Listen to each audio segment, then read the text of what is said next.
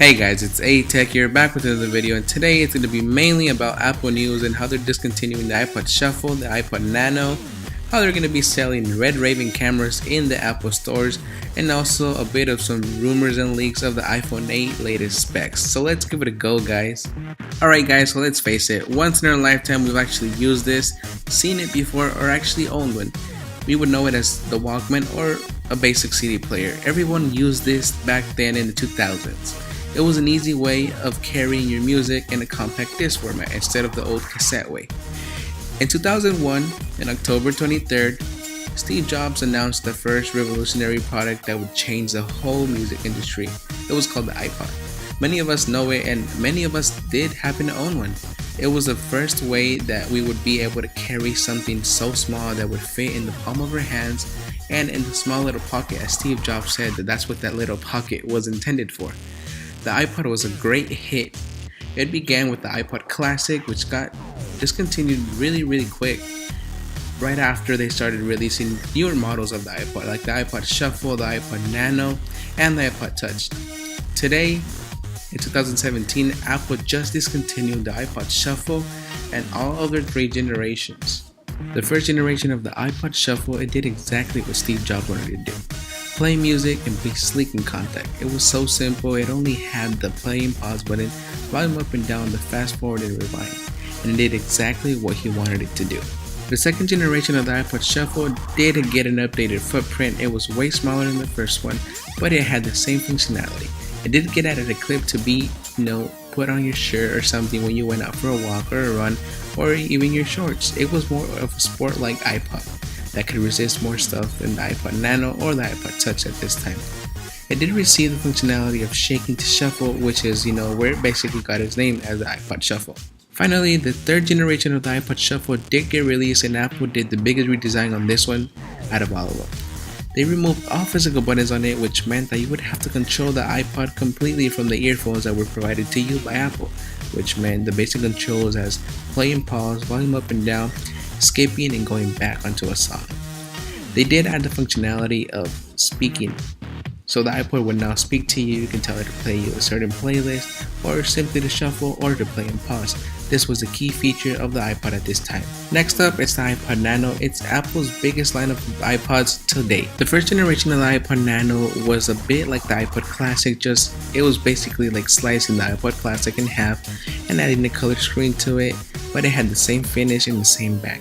A lot of people liked it because it had games and you can add your pictures onto it, and it had a playlist and more functionality like that the iPod Classic did not have. The second generation was just a redesign on the aluminum chassis. It was lighter and thinner.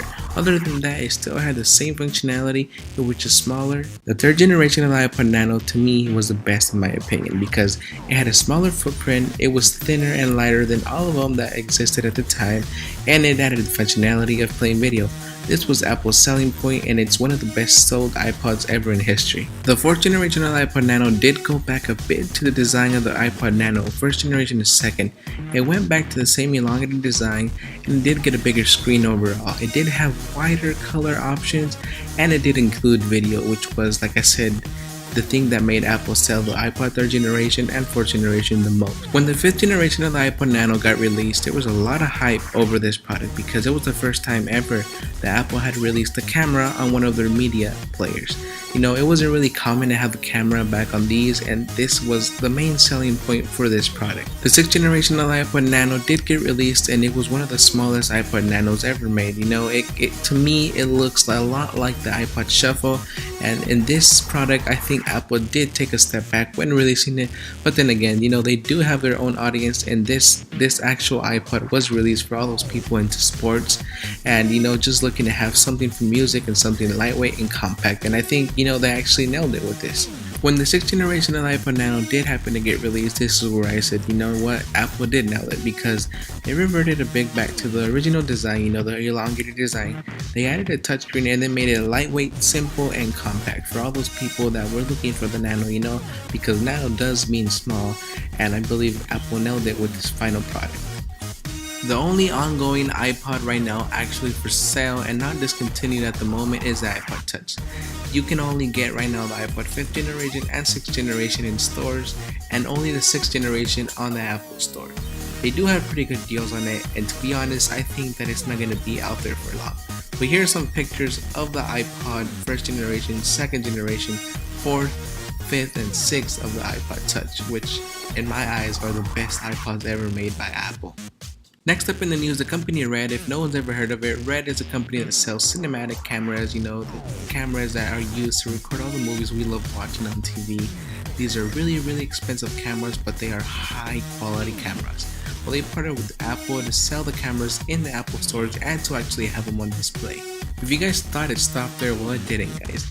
Apple did partner with Red into incorporating more Red compatibility into Final Cut Pro, which means basically you can take a picture in the RAW format or a video in the RAW format.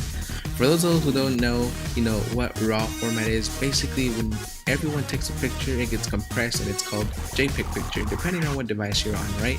So a JPEG picture will basically save all the control settings for you. So the brightness, the color, and whenever you have a RAW picture or a RAW video, you can go in and, edit that without losing quality. Other than that, whenever you have a JPEG picture or a video that's already compressed and you do edit over it, it will lose a lot of quality, and that's the greatness of using RAW footage with these Red cameras. And it's coming in for support into Final Cut Pro. Pretty soon it'll be out there. Alright, so last but not least, but I know you guys were waiting for the iPhone 8 specs and final leaks, so let's give it a go, guys. So curved edge-to-edge OLED display with True Tone, the virtual home button, the Touch ID alternative could either be Touch ID or just iris scanning. We have the true wireless charging, the dual lens vertical camera, AR capabilities, support for the Apple Pencil, stainless steel glass body, 4 or more colors, and especially being reflective and matte, so we'll have both to choose from. Upgraded storage, a base storage of 64 gigabytes, Intel or Qualcomm chips, iOS 11, super fast charging via USB-C, which would be great, enhanced water resistance and waterproofing, higher quality earpiece, so it could be louder stereo speakers. Also, their next generation chip, which would be the A11 or the A10X, and it's going to be having a base price anywhere from $850 to $1,200 here in the US. Well, that was it, guys. I hope you guys enjoyed the video. Please like, comment, subscribe, and share the video. Thank you. Until next one. Peace.